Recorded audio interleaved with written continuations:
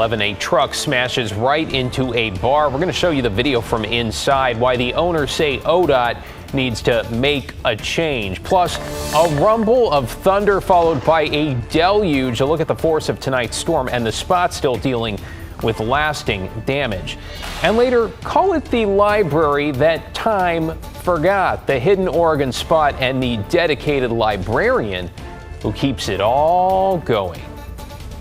Good evening, and we begin tonight with a warning for parents. Thanks for joining us. I'm David Mulco. New at 11, scammers are calling moms and dads in our area, claiming their kids and teens have been kidnapped and, of course, demanding money for their safe return. Catherine Cook is in the newsroom. Catherine, this sounds absolutely frightening. It is, David. The scammers are convincing, and they prey on parents' worst fears.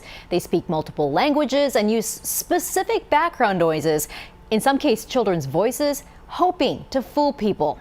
It's happening to parents of little kids and even college students, including OSU football players. It could be very traumatizing for parents to have to deal with. Steve Padilla with the Reynolds School District has a warning. He says scammers have been calling parents claiming to have kidnapped their kids. For their return, they demand money through cash apps or wire transfers. Padilla says the scammers also use AI technology to mimic the sound of children. And then have that noise of, Mom, I'm with them, pay them, and that's a scary thing, if you think your child is with them and they're saying pay them so that they can get them back. Padilla says scammers are hitting families of middle and grade school age kids in his district. They all spoke Spanish, and so did the scammers. But it's not just happening here. Besides Reynolds, Centennial, Park Rose, and Gresham Barlow schools are also warning of scam attempts. It's sick for anyone to be willing to scam someone like that. Scammers, they're so desperate, they come up with different things every day, preying on anybody and everybody that will listen. And not just parents of young kids. Folks, beware. Gary Overman's son is Oregon State tight end Jake Overman. Last week, Gary says a scammer called him claiming to be an OSU campus police official. He told Gary that Jake was in custody for being drunk and disorderly and demanded hundreds of dollars. And that if I paid these, then it was going to be swept under the table and not become public knowledge, nor would they have to turn my son into the state police. What the scammer didn't know is Jake was home with his family on break. Gary says the scammers used technology to make the call sound more convincing. And it sounded good and it sounded authentic. As mentioned earlier, with the background noise that this gentleman had, like they were at a police department.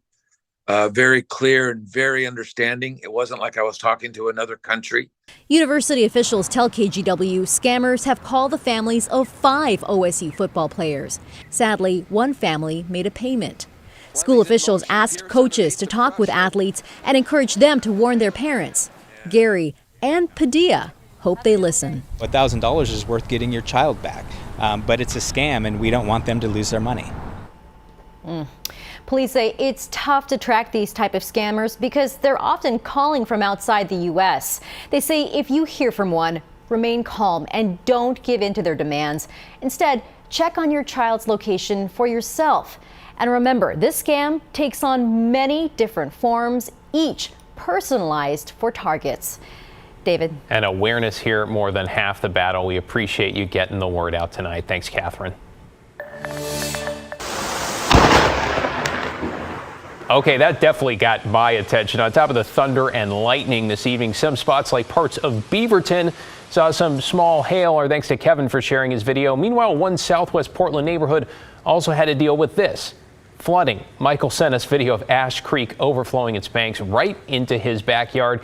Nearby at Southwest 62nd and Dickinson, a culvert could not carry all the water that fell in such a short time, so the sidewalk ruptured, sending water into the basements and crawl spaces. Firefighters say 14 homes were impacted, some homes with entire basements underwater. City crews bought in vacuum trucks as quick as they could to help pump the water out. Sandbags also arrived to help homeowners prevent further flooding. Let's bring in Chief Meteorologist Matt Zafino. Matt, what a mess. I mean, it blew in so fast, so anything left where it came from? No, it's really dying down, but boy, was it ever intense when it came down. We had rainfall rates of about 1.5 inches an hour when this line of showers developed into thunderstorms across the Portland metro area. The bunch of lightning, the hail, and the very, very heavy rain made a mess of traffic for a while as well. But now it's really falling apart, dying off. The thunderstorms are long gone. There's lots of clearing going on out there right now. So we're in much better shape. And in fact, once the rain stops tonight, we're done with rain for about a week, maybe longer. As a matter of fact, the airport ended up with 1/4 inch, but right here downtown Portland at KGW,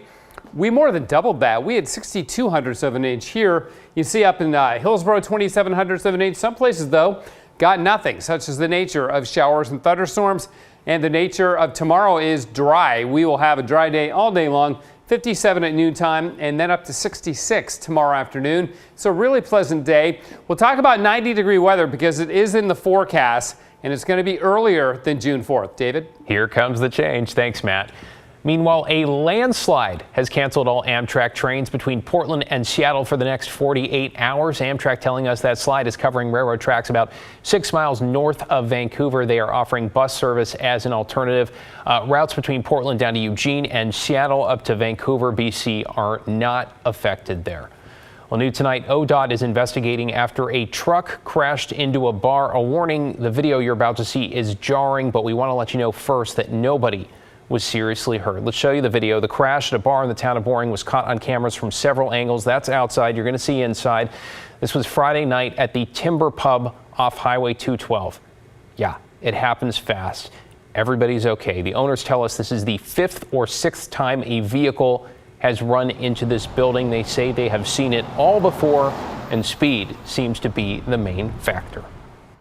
Driving way too fast. People fly through that intersection. It's scary. People that were here said it felt like a bomb exploded. I'll say some of the customers suffered broken ribs, which sounds fairly serious, but again, we understand none of them were in the hospital long. They are all back home tonight. The owners say they talked to ODOT today. The agency is now looking to see if there is anything they can do 5 or 6 times in to try to make this a safer spot. To get you caught up on tonight's other headlines, a man who was once convicted of killing the chief of Oregon's prisons has now been released from all supervision. This is a development decades in the making. Frank Gable was sentenced to life in prison in 1991 for the murder of Michael Frank. Since then, another man confessed to the same murder multiple times, and nearly all witnesses in Gable's trial recanted. Now, 4 years ago, a judge threw out Gable's conviction. He was released from prison, but still under supervision until today. The ruling also means the state of Oregon cannot retry Gable. In Salem, Shamia Fagan is officially out as Oregon Secretary of State. Her resignation take effect this afternoon. This comes after news surfaced that Fagan had a second job as a consultant for a troubled marijuana company.